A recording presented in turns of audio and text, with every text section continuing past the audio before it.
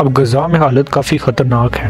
9 اکتوبر سے اسرائیل نے غزہ پہ ایک مکمل بلاک لگایا ہوا ہے۔ اس کا مطلب ہے بجلی، کھانا، دوائیاں، مکمل طور پر ہر قسم کی خوراک کی سپلائی بند کر دی گئی ہے۔ اوپر سے بمباری بھی جو ہو رہی ہے، غزہ کی جو حالت دیکھنے کو مل رہی ہے وہ کافی خوفناک ہے۔ یہ وہ علاقے ہیں جو اسرائیل نے اٹیک سے تباہ کیے ہیں۔ جب سے یہ اسرائیل اٹیک سٹارٹ ہوئے ہیں، اراؤنڈ اباؤٹ 250 فلسطینی مارے جا چکے ہیں۔ ہزاروں لوگ ابھی بھی اس ملبے تلے پڑے ہوئے ہیں۔ جو باقی ابھی زندہ ہیں وہ ہاسپٹلز میں شیلٹرز لینے میں لگے ہوئے ہیں، لیکن 16 اکتوبر تک یونائٹڈ شیلٹر میں پانی ختم ہونے کا بھی خطرہ ہے۔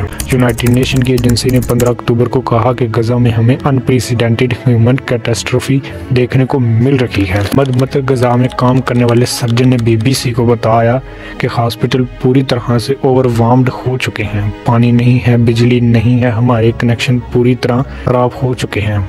میں ابھی پانی کی تلاش میں ہوں۔ غزہ میں نصیر ہاسپٹل میں کام کرنے والے ایک اور ڈاکٹر نے بتایا کہ فیول بھی ختم ہونے والا ہے۔ 60 پیشنٹ ہیں ایلیسس پر، 35 پیشنٹس ہیں ICU پر جن کو وینٹیلیٹر کی ضرورت ہے۔ فیول ختم ہوا تو ان لوگوں کو بچا کر رکھنا پاسبل نہیں ہے۔ یہ ایک ہاسپٹل نہیں ہے، باقی ہاسپٹل میں یہی کنڈیشن ہے۔ 17 اکتوبر کو ہیلتھ آفیشلز نے بتایا کہ only one انکالوجی ہاسپٹل ہے غزہ میں 48 ہارز میں ڈاؤن ہو جائے گا۔ اگر حالت ایسی ہی چلتی رہی تو سارے کینسر پیشنٹ کریٹیکل کنڈیشن میں رہ جائیں گے۔ آپ لوگ نقشے پر فوکس کریں تو یہ بہت ہی چھوٹی سی جگہ ہے۔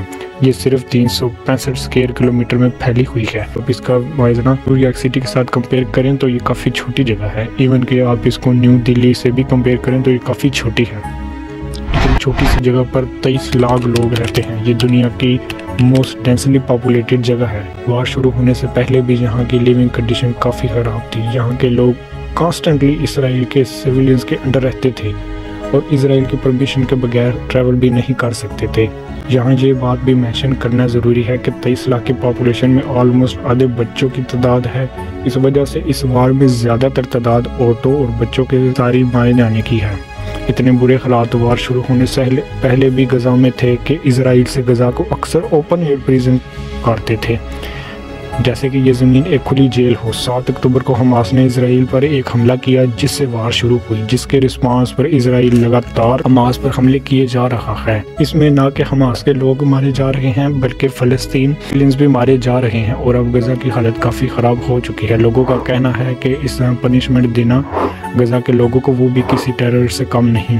نارویجین فارن منسٹر نے کہا کہ اس طرح کا ٹوٹل بلاکٹ لگانا نان ایکسیپٹیبل ہے۔ لوگوں کے کھانے اور خوراک کا سامان تو کم سے کم لوگوں تک پہنچایا جا سکے۔ یونائٹڈ نیشنز کے جنرل گوٹریس انٹونیو نے بھی سیم یہی چیز بولی کہ ہیومینٹیرین ایڈ الاؤ کرنی چاہیے۔ غزہ میں خیر اور حماس میں اسرائیلی اسٹریٹجیز کو ریلیز کر دینا چاہیے۔ ایسے امیجن کر کے دیکھیں کہ اگر آپ غزہ میں رہنے والے ایک عام سیویلینز ہوتے تو آپ پر کیا بیتتی۔ آپ کے گھر میں بجلی نہیں، پانی نہیں اور انٹرنیٹ کنیکشن بھی کٹ آف کر دیے جائیں۔ کھانا کہیں سے بھی نہیں لا سکتے، اور ایک دن آپ اچانک سے دیکھتے ہیں کہ آسمان سے کچھ پمفلٹس گر رہے ہیں اور ان پمفلٹس پر اسرائیل کی ایک وارننگ بھی ہوتی ہے، اور وارننگ میں صاف لکھا جاتا ہے کہ جتنے بھی لوگ غزہ میں رہ رہے ہیں غزہ اسٹرپ کے ایویکویٹ ساؤتھ کی طرف چلے جائیں۔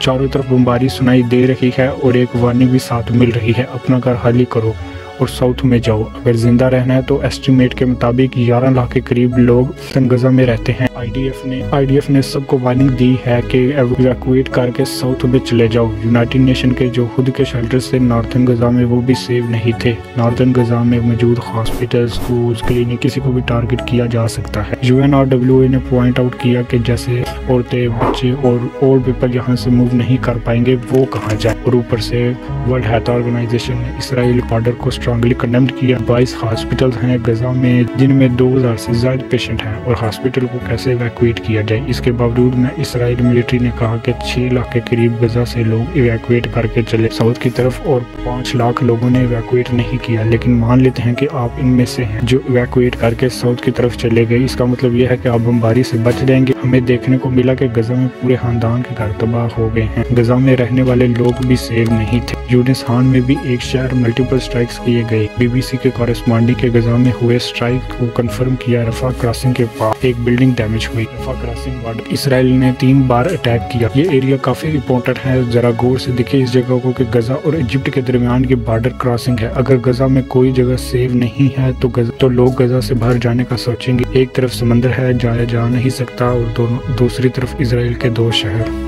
जहाँ बिल्कुल भी जाया नहीं जा सकता।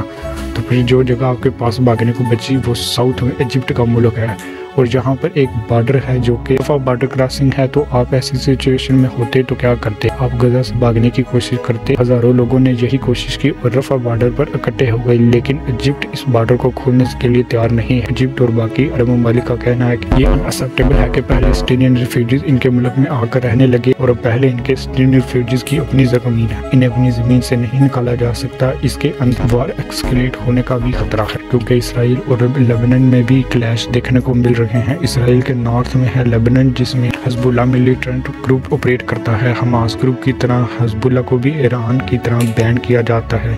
हिजबुल्लाह और इसराइल के दरमियान भी पहले से वार हो चुकी है, 2006 के साल में 1 महीने तक चली थी।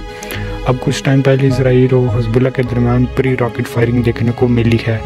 16 अक्टूबर को एक एंटी टैंक मिसाइल फायर की गई थी लेबनान से, जो कि नॉर्दर्न इसराइल के एक टाउन में गिरी, जिसकी वजह से इसराइल में 3 लोग मर गए थे।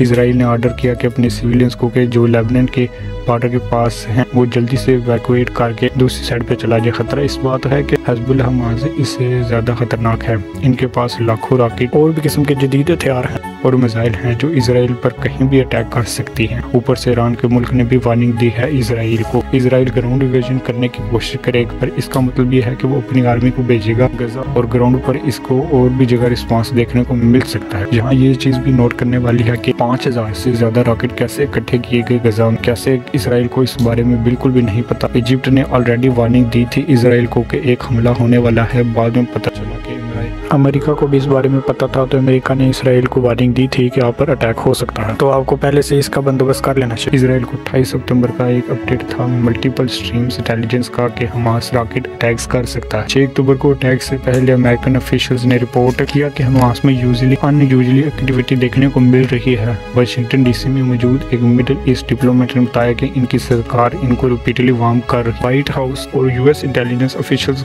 कि हमें उसके हथियार का एक बुल्डअप देखने को मिल रहा है। उन्होंने ये भी कहा था कि यह हथियार इनसे ज़्यादा गजा में beyond imagination of anybody thinking है। जाहिर है यहाँ एक सवाल उठता है कि इसराइल की सरकार को इस हमले के बारे में पहले से क्या नहीं पता था। सवाल इधर ये उठता है कि क्या इसराइल को इस बारे में नहीं पता था? अगर पता था तो उसने क्या इकदाम किए इस जंग को शुरू करने से पहले? पार्ट 2 देखने के लिए वीडियो को लाइक करें, शेयर करें, सब्सक्राइब करें और आने वाले पार्ट 2 का इंतज़ार कीजिए।